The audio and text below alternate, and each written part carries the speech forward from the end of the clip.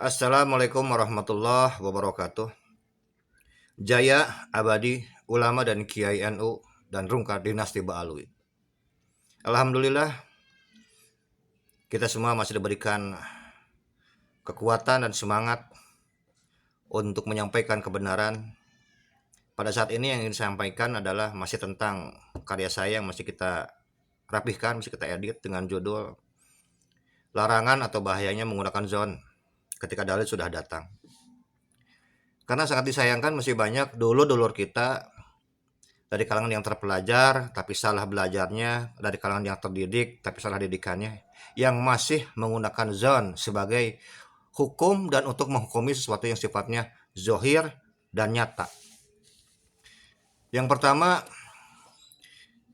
Allah Subhanahu wa taala berfirman, A'udzubillahi minasyaitonir rajim. Bismillahirrahmanirrahim. Inna dzanna la yughni minal haqqi syai'an. Sesungguhnya persangkaan itu tidak sedikit pun berguna untuk melawan kebenaran.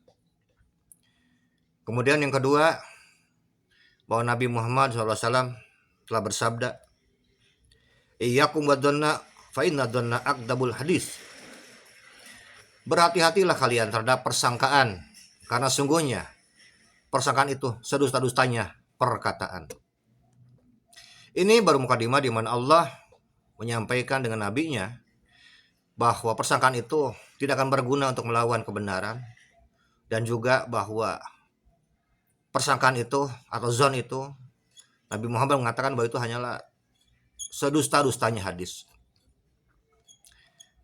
Kemudian yang perlu kita sampaikan yang lain, karena ini juga masih banyak sebetulnya dalil-dalil yang lain. Saya akan coba meneruskan beberapa dalil yang dipakai oleh para ajengan, para kiai yang mengatakan bahwa husnuzon itu boleh dipakai karena ada dalilnya. Dan salah satu dalil yang mereka pakai adalah di mana Kanjeng Nabi Muhammad SAW bersabda, husnuzonni min husnul ibadah. Berbaik sangka sebagian kebaikan dari ibadah.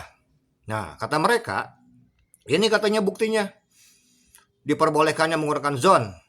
Saya jawab, hadis tersebut benar sahih, tapi penempatannya yang keliru, penempatan yang salah. Hadis tersebut tidak membicarakan atau diperbolehkannya menghukumi atau mengambil keputusan dengan zon ketika data dan bukti sudah datang dengan jelas. Hadis tersebut berhubungan dengan prasangka hati kita kepada Allah, bukan dalam masalah penetapan bukti hukum secara zahir. Bahkan lebih jelasnya lagi, hadis tersebut diriwayatkan yang pertama oleh Imam Muslim dengan redaksi yang lebih lengkap dari Abu Hurairah. Qala Rasulullah sallallahu alaihi wasallam, inna husnadzanni billahi min husnil ibadatillah. Bersabda Rasulullah sallallahu alaihi wasallam, sesungguhnya berbaik sangka pada Allah bagian dari kebaikan ibadah kepada Allah. Berbaik sangka kepada Allah. Jadi bukan berhubungan dengan menghukumi sesuatu yang sifatnya zohir atau lahir. Kemudian selanjutnya hadis riwayat dari Sunan Ibnu Majah dari Jabir radhiyallahu anhu, qala sami'tu Rasulullah sallallahu alaihi wasallam yaqul la yamutanna ahadun minkum illa wa huwa muhsinu dhanna billah. Berkata Jabir, aku mendengar Rasulullah SAW bersabda, janganlah mati seseorang dari kalian kecuali dia berbaik sangka kepada Allah. Jadi hadis ini urusan yang berbaik sangka, urusan kolbuniyah, urusan hati, bukan masalah menghukumi perkara-perkara yang sifatnya zohir atau lahir. Jadi sangat disayangkan masih banyak di antara kita yang asal mengutip, asal comot ya untuk menguatkan pendapatnya, sedangkan dia saja menempatkan atau meletakkan hadis tersebut bukan pada tempatnya. Jadi dia sudah salah menetapkan sebuah hadis tersebut. Ini tidak bisa dipakai. Ini sungguh-sungguh keliru. Kemudian kita akan kutipkan beberapa pendapat dari Imam Madhab. Yang pertama dalam kitab Al-Hujjah ala Ahlil Madinah dikatakan fahadadonu mimma la yahillu li muslimin. Maka prasangka itu di mana tidak dihalalkan bagi orang-orang Islam.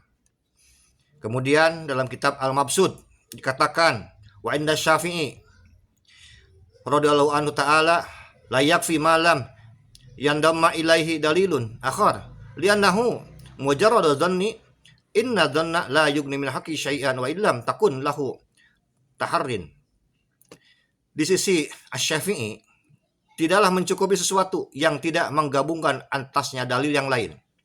Sesungguhnya hal itu semata-mata hanya prasangka, dan sesungguhnya prasangka tidaklah mencukupi sebagai kebenaran sedikit pun, dan tidak bisa dijadikan prasangka itu sebagai pengujian atau penelitian. Ini Imam Syafi'i yang bilang. Jadi untuk orang-orang yang mengaku madzhab Syafi'i, coba Anda keluarkan sebuah dalil satu saja lah, nggak usah banyak-banyak, yang menyatakan bahwa zon lebih diutamakan daripada penggunaan dalil. Ya, kita pengen dengar.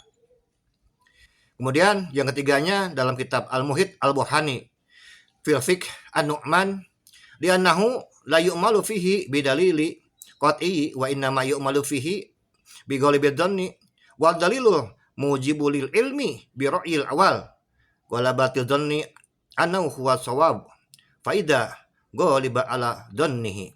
Sesungguhnya tidak bisa beramal di dalamnya dengan dalil yang terputus, dan sesungguhnya beramal itu di dalamnya dengan mengalahkan prasangka. Maka dalil itu wajib dengan ilmu, dengan penglihatan pertama, yaitu mengalahkan prasangka. Sesungguhnya ilmu itu yang benar, di mana bisa mengalahkan atas prasangkanya.